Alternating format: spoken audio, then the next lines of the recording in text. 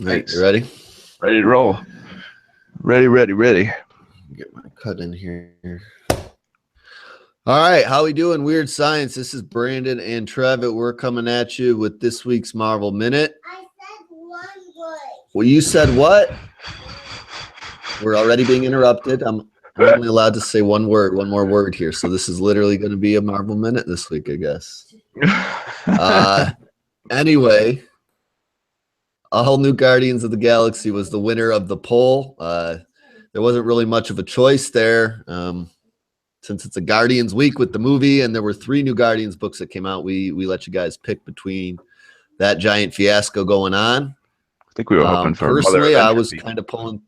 Yeah, I was pulling for the Starlin book. I wanted to see if that one would win. Did you read it? You can only fit. No, I didn't yet. You can only fit so much on those on like those polls for the choices, the choice options. So I was trying to figure out all different ways to get the point across. Like, this is the one I want everyone to vote for. Didn't work. I tried all caps. It didn't work.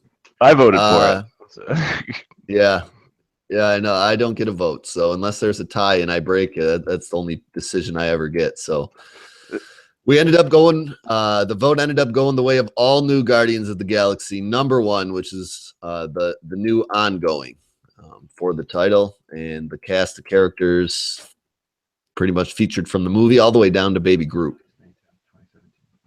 So giving us this action is Jerry Duggan.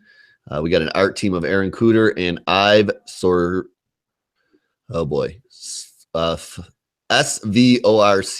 How would you say that?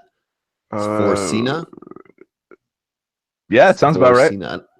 I don't think I've ever seen an S and a V literally next to each other in the alphabet ever for a word. So it's gonna be some kind of that's a tough one to pronounce. Slovakian friggin' Russian name or something. Yeah, and that's a Marvel Comics production. So we're gonna give you a quick summary of this book here. Me and Trevitt will share our limited Guardians knowledge, which is probably mostly from the movie at this point. Yeah, and then we're gonna spit the bit here, tell you what this book's all about, and then whether you should borrow it or forget it altogether. So it's a Guardians of the Galaxy weekend, and with the movie and 3 new comics all dropping over the course of this week's time. So due to popular demand today, we'll discuss the latest ongoing adventures of Star-Lord, Gamora, Rocket, Groot, and Drax, which definitely beat out. Hang on. I'm going to have to cut that out. Let me edit this because this is a disaster. I forgot to send myself the spell-checked version. Ignore. That's not good. Ignore. It's all these names. Jerry Duggan. That's all I think of when I see that guy Duggan's name. I think of Hacksaw Jim Duggan. All right, so here we go. We'll try this blurb again. Blurb 2. It's a Guardians of the Galaxy weekend with a movie and 3 new comics all dropping over the course of this week's time. So due to popular demand, today we'll discuss the latest ongoing adventures of Star-Lord, Gamora, Rocket, Groot, and Drax, and All New Guardians of the Galaxy #1, which beat out both of the new miniseries, featuring the same exact heroes, just mostly drawn differently. So does this comic live up to the hype of the most popular movie in the country? Why don't you stay tuned and find out here. So before we kick things off here, explain the book. We're not going to get into movie spoilers or anything, but you saw it, right? Oh, yeah. Saw it Thursday night. Yeah. So, I mean, I saw it the other day too, and this definitely has a movie flavor to it. So I would, just say off the bat, you kind of jump in with a background of the movie, and you would probably be okay with where this book starts. You know what I'm saying? Yeah, I think so. Yeah, They made so, it really easy for people to transition from like the movie to the comic. Yeah, there's a few points later on in the story where, you know, some of the past Guardians comics look to be coming into play, like some of the, you know, canon and continuity. I can't ever say that word. Repairman Jack's going to make fun of me all week again. So some of that comes into play later on in the week, or later on in the issue. But right off the bat, I mean, to get you sucked into the story, you have just a very movie-esque scene starting. And we're kicking things off on an unnamed planet here, which just kind of looks to be filled with run-of-the-mill aliens wandering around, minding their own, you know, their own business, doing their thing. When all of a sudden, you know, dun dun dun, Galactus arrives, and they're all immediately start shitting their pants, you know. Which Galactus is a good guy now, just right? if yeah, well, that's kind of like the one hint. Like, I don't think everybody's privy to that information really in the universe quite yet, because if you've been reading Ultimates, you know, they've kind of turned Galactus into a life bringer instead of a life destroyer. You know, he creates instead of destroys things now. So he's also got like this all gold motif to him. So these people just aren't down with that information, and if you as the reader are, you kind of get the gist or the foreshadowing of what's going on here, which is pretty cool. All of a sudden, you know, everybody starts going for escape pods and trying to get off planet to save their hides.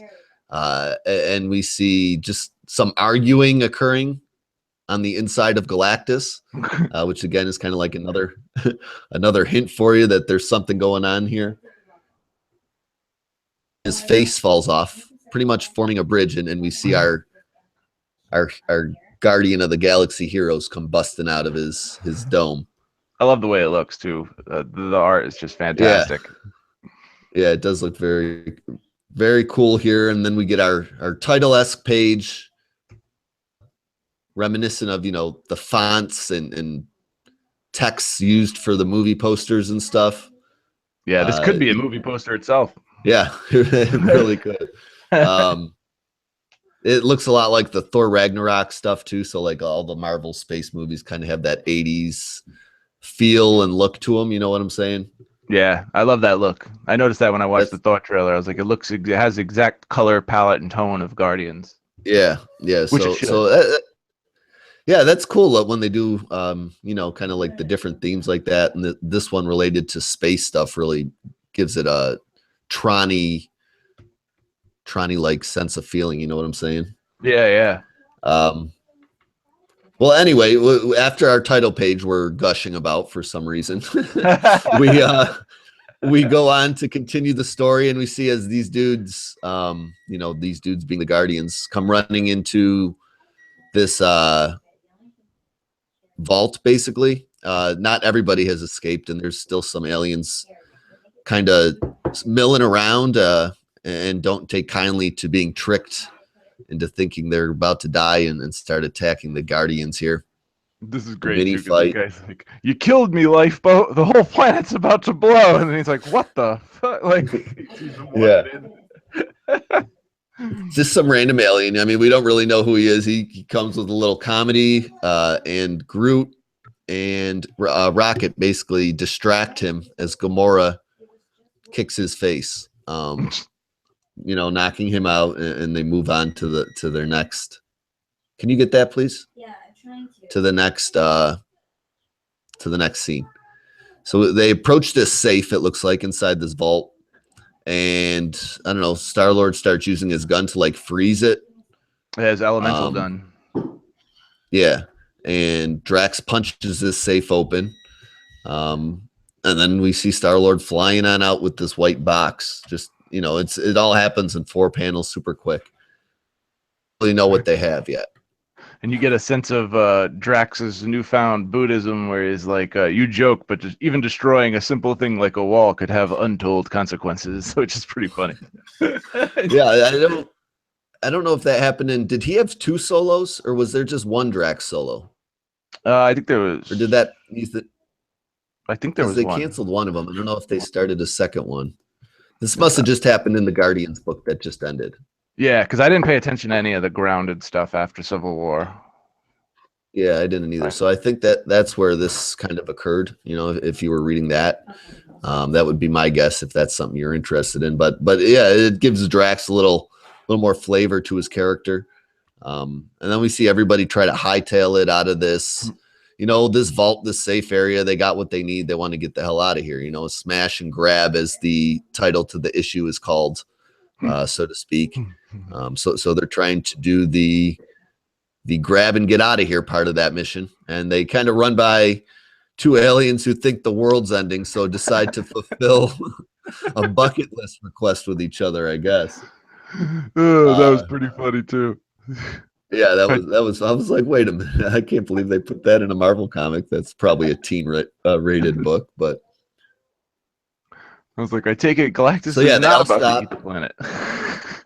yeah, they all stop to watch these people get their thing on and for a minute before they continue on to Galactus's ship that they came out of, and they blast on out of here.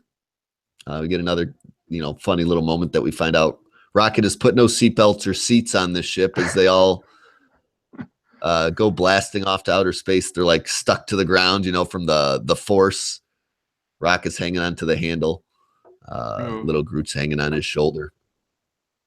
I will say Little Groot doesn't have as much to do in this as it seemed like he had to do in the movie. That's for sure. No, he doesn't really do much. Yeah, and we'll kind of find out why here shortly. But anyway, they take Galactus up to space. They end up ditching it, even though Rocket wants to keep it, because they know it's going to just, you know, draw heat to their direction. And they board the Milano and start taking off to we're not really sure where, and we find out they're not really sure where here shortly. But in the meantime, someone looks like they've been messing with Peter's awesome mix volume mixtapes, because he turns on his music and he's got "I Will Walk 5,000 Miles" or whatever that song is. Oh yeah, that awful song. Blasting that. I even remember blasting over the stereo. Soundtrack that song is from, which is awful that I remember that. So it's from that awful movie, Benny and June. That song will get stuck in your head for days if you hear it. I like that they put the Anyway, I never noticed from previous, like, because I flipped through some Guardian series and I read a little bit of the Bendis one, and I never noticed the radio from the movie, which I think it's pretty cool that they got it in here. What, Peter's Walkman, or just the general radio they had, the same radio they have in the ship? The same radio, the radio they have in the ship. Like I never knew that they had it. The radio that I saw in the movie was actually in the ship in the comic too. Yeah, they really have, like, you know, down to the look of the Milano. You know, with the exception of Peter having a full beard, they do a pretty good job of, you know, making this look as close to the movie, having as many callbacks to it or just coincidences to get those people that love, you know, because the movies are like billion-dollar sellers. Yeah, at least some eyes on this comic from that. You know what I'm saying? And that's one of the ways to do it. But yeah, like the thing that would throw the movie people off is, you know, like Peter looks a little different. Drax and his Buddhism whole thing he's got going on here. That would be like, I don't know, do you want to read the back issues to find that out or not? That's what you would have to do there. Yeah. We take a mini time jump in the story as the Milano, with everybody aboard it, is just kind of floating through space, and everyone's questioning Peter. Like, do you know where the hell you're going, dude? He's like, oh yeah, I put the coordinates in right. And then Rocket looks out the window and they see, like, I don't know, this giant space trout pretty much swallow their ship whole. I'm not a fish guy. I don't know what other fish you would call that, bass, a trout. You just see the face of it. So yeah, I have no idea. A giant so they get swallowed by this fish. And while they're swallowed by this fish, they like travel down its gullet and end up running into the Grandmaster, who's just like, you know, a big head honcho of cosmic Marvel. Yeah, he's you know what I'm saying? Elder of the universe. So he's a lot like the Collector in that he likes to just collect random things. He usually has a sinister purpose for things in his collection, and we find out that the Guardians have been hired by him to get this item they stole back to him. But there's some twists and turns that come along with this item, basically. We find out our first twist is that the thing's a small little pocket universe, you know, like what the dog was wearing around its neck in Men in Black, basically. And that if this thing busted out, it would have, you know, destroyed our universe, the entire Marvel universe, and replaced it, essentially. Yeah, it would grow over it. That's pretty crazy. Yeah, that is nuts. So that's what Grandmaster states the reason that he wants this item for at first. And then, you know, they continue talking, and he basically, he says to the Guardians he wants them to do another job for him. The Guardians are all like, we're good, dude. Just pay us our money and we'll be on our way. Because I don't really think they knew they were working for this guy, right? Didn't Gamora say she was hired by somebody else, or is Gamora not being truthful with everybody? I think Gamora's not being truthful with everybody, and she's the only one who knew that they were doing this for the Grandmaster.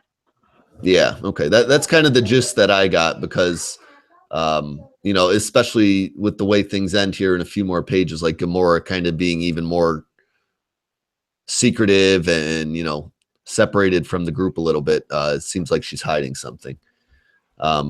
Basically, Grandmaster tells him about, you know, well, you've already done a job for me stealing from the Collector. I want you to do it again. They're like, we didn't steal anything from the Collector, and he spills the beans about how this universe was on its way to be brought to the Collector when they stole it, right? Yeah.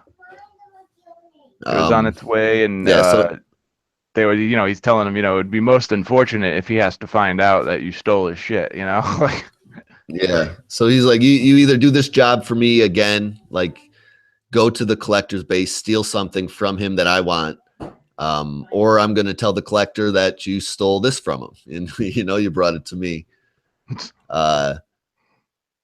This pisses Gamora off because I think, you know, she's feeling double crossed at this point, a little more personally than the other people, and she lunges at Grandmaster, which does nothing. Does she go right through him? Does she phase through him? Yeah, he just basically like flash phases her through him. Well, it's like no harm in one murder attempt. Yeah, she just hits the ground with the thud, and the group decides, you know, they really don't have any other choice than to and do this thing Grandmaster is telling them. So everyone storms back to their ship, the Milano. They take off, and we kind of wrap up the book here in these closing points with just checking in really on random members of the ship. We see Drax burning some incense.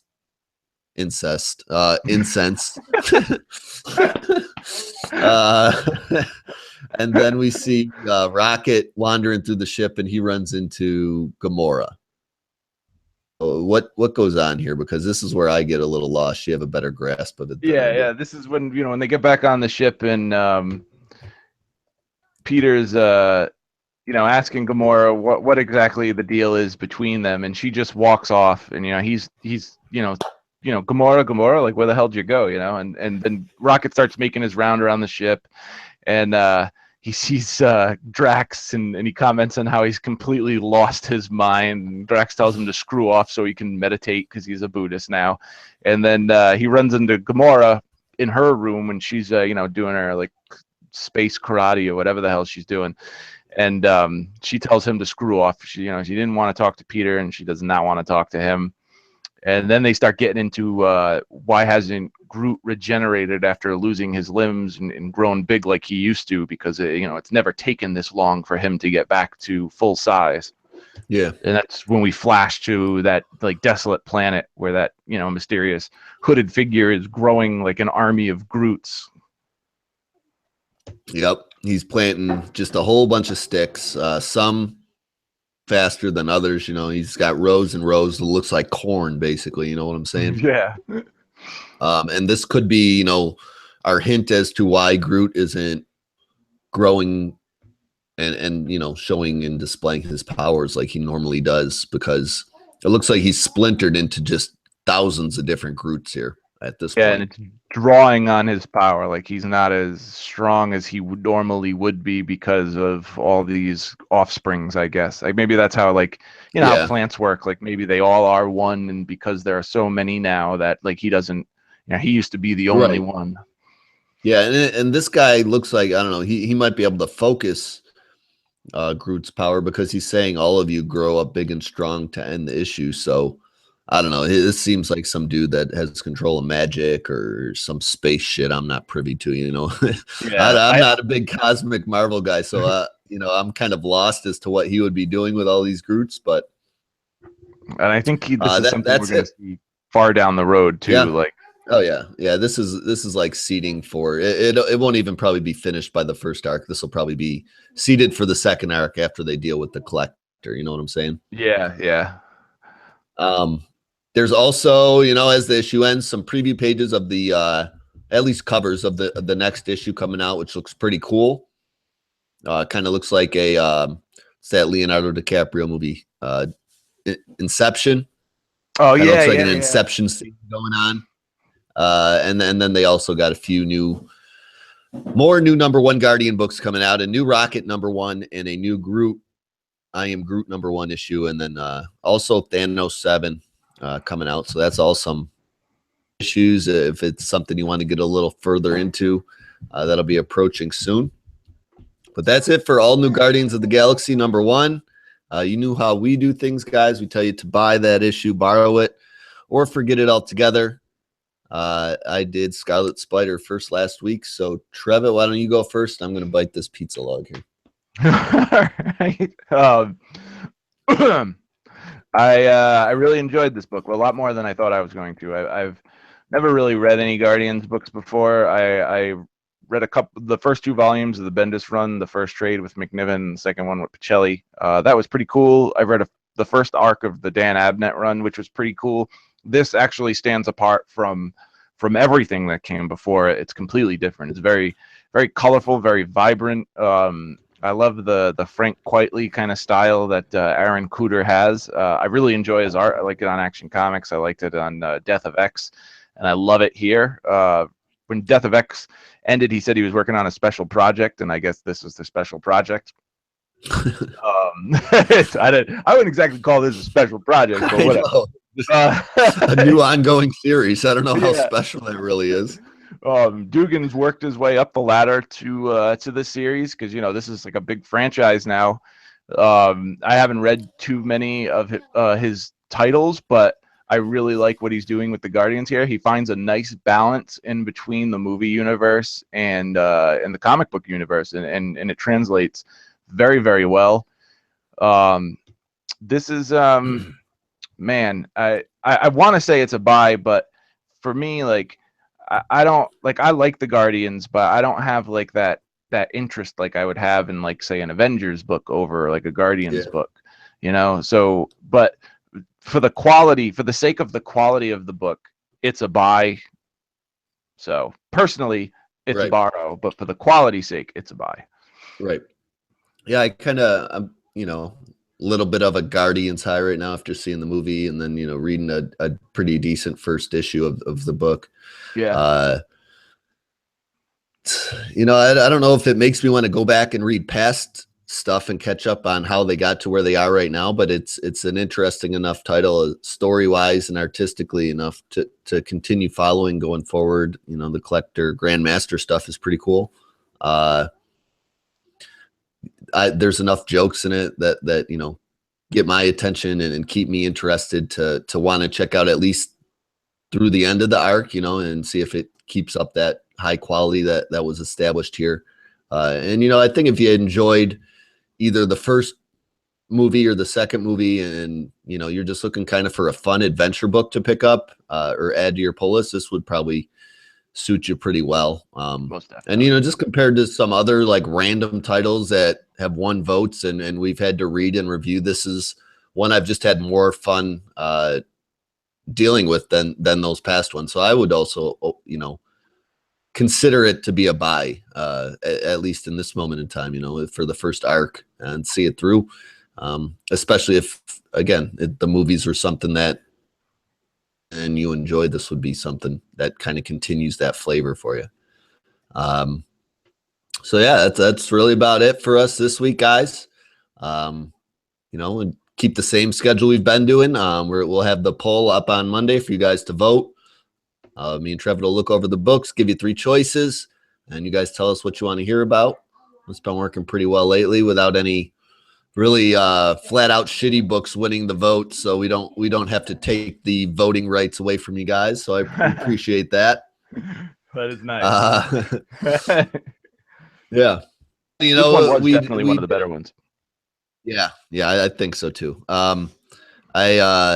We thought about maybe, you know, getting into some Guardians thoughts and stuff because we both saw the movie, but it's still very early in the release process there. So maybe we'll do that for 5 or 10 minutes next week and spit the bit a little bit about the Guardians of the Galaxy movie that just came out. Yeah, so we'll add that on top of whatever book you guys decide to do. But that'll be it for us this week for the Marvel Minute. If you guys are looking for me or Trevitt, we'll give you our at handles here. I'm at Beamer3660. Trevitt, where can they find you? I am at Afronaddict and sometimes on Instagram at Trevitt's Comics, but not lately. yeah, getting back on the weekly boat there. Trevitt is. But that's it from us, guys. Party is over on this end. We'll holler at you next week. Peace out. Later.